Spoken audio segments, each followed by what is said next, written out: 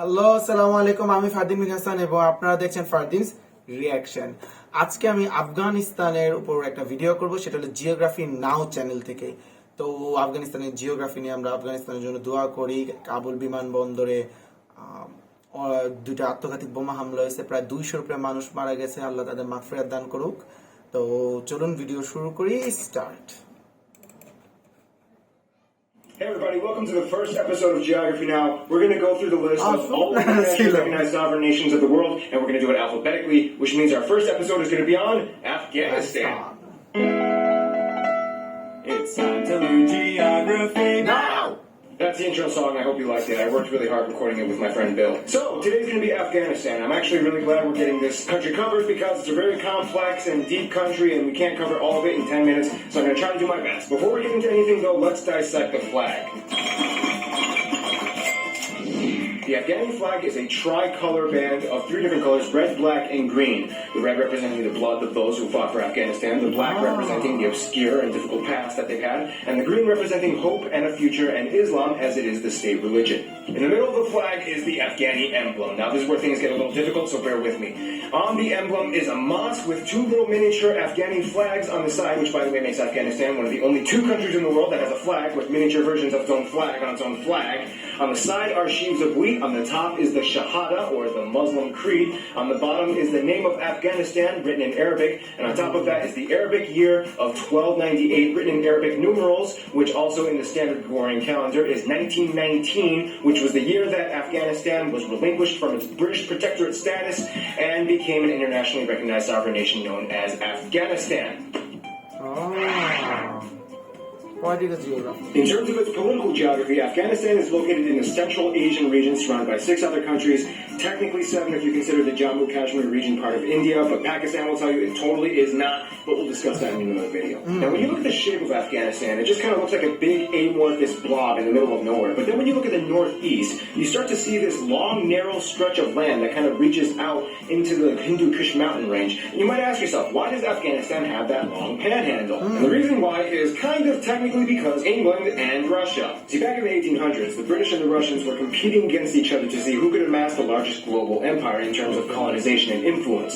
Russia took over what are now known as many of the Central Asian countries as Kazakhstan, Tajikistan, Uzbekistan, while the British took over many of the South Asian regions such as India, Bangladesh, and Pakistan. Now when it came to Afghanistan, things were a little difficult because the Afghani people really did not want to be taken over. It was also a really crucial point on the map because essentially it was the area where the British and Russian empires got really close to each other. Eventually the British kind of took over at the end of the 19th century, much to the reluctance of the Afghanis.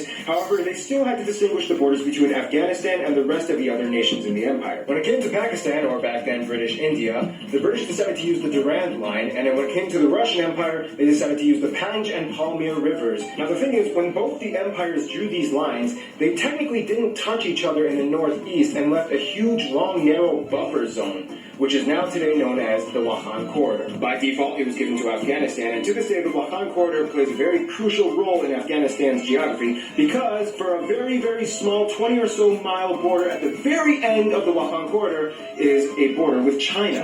Now, I know 20 miles doesn't really sound like much, but in the world of geopolitical analytics, that can be a very important thing. Now, when it comes to physical geography, Afghanistan has a large, vast array of different kinds of landscapes. However, the large portion of the country is actually mountainous, with the Hindu Kush mountain range dominating the northeast regions and the central regions of the country. In fact, the snowmelt from these mountains accounts for the vast majority of the complex, immense river systems that flow throughout Afghanistan, allowing their country to have lush green valleys where most of their agricultural sector can be found. Now, despite all the rivers and water reservoirs, Afghanistan still remains a relatively dry nation. In fact, the further south you go, closer to the Kandahar region, almost immediately after you pass the Dori River, you hit the Sistan Basin, which is basically what geologists speculate may have actually been a large body of water at some point, but is now a dry, desolate desert wasteland. Nonetheless, with the arable land that it does have, Afghanistan is still able to produce some of the world's best produce, including pomegranates, almonds, apricots, and poppy. That's right, for the past few hundred years, Afghanistan has been a leading nation in opium production. In terms of its demographics, Afghanistan has just about 31 million people, or roughly a little bit smaller than the size of Canada. The slight majority of these people identify as ethnically Pashtun, or people from the Pashtun tribe. They speak the Pashtun language known as Pashto. Now, there are some other ethnic minorities like Uzbeks and Tajiks and Hazaras. However, the interesting thing is that the majority of the people, about 85%, including the Pashtuns, speak Dari. Dari is actually a dialect of the Persian language, Farsi. So that means someone who speaks Dari can actually interchangeably travel between Afghanistan and Iran without really having any trouble being understood. Interesting side note, there is one last living Jew living in all of Afghanistan. I'm not even joking. His name is Zablon Simintov. He lives in Kabul. He used to own a restaurant, and he maintains the last synagogue in all of Afghanistan. The locals there know him just as that one Jew guy, and they're cool with him. They're just like, hey, Zablon. Which brings us to our final segment, the friend zone. Afghanistan has a very interesting way in how it interacts with other countries. Now, because of the whole language thing, Afghanis and Iranians have typically kind of had somewhat of a cultural similarity and resonance with each other. However, they also have had some controversy.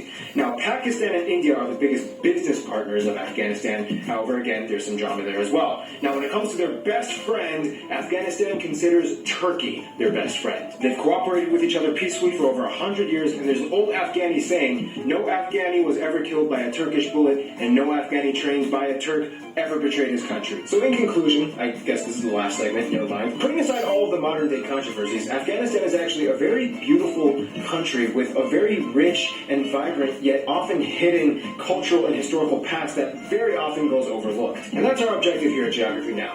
We want to shine light on the obscure and put on display the often neglected yet fascinating attributes of every region of the world. We hope you did you justice. Stay tuned. Albania is coming next. Okay, video শেষ।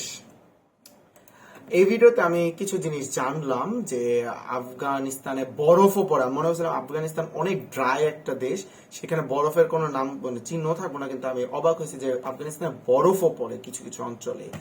তাছাড়া আফগানিস্তানের যে নর্থের দিক দিয়ে যে ছোট্ট একটা border আছে চায়নার সাথে, অনেক ইম্পর্টেন্ট, কারণ বর্তমানে তালেবানরা টুক ওভার করার পরে আফগানিস্তানে চায়নাদের সাথে খুব রিলেশন ভালো হয়েছে, এবং টার্কির সাথে তো অনেক আগে থেকে ছিল। বাংলাদেশের সাথেও ভালো সম্পর্ক, কিন্তু পাকিস্তান আফগানিস্তানকে চুইসা খাইছে। এটা আমি এক ভাষায় বলতে পারি, সেটা তালেবান উত্থানের আমার যে ভিডিও আছে সেই ভিডিওতে আমি বলছি, এখনো আমি বলতেছি। তো ভালোই লাগলো আমার কাছে। ইরানিয়ান কালচারের একটা অনেক বড় ইম্প্যাক্ট আছে আফগানিস্তানে। তো আজকে এই পর্যন্ত, ভালো থাকবেন, সুস্থ থাকবেন, আসসালামু আলাইকুম, বাই।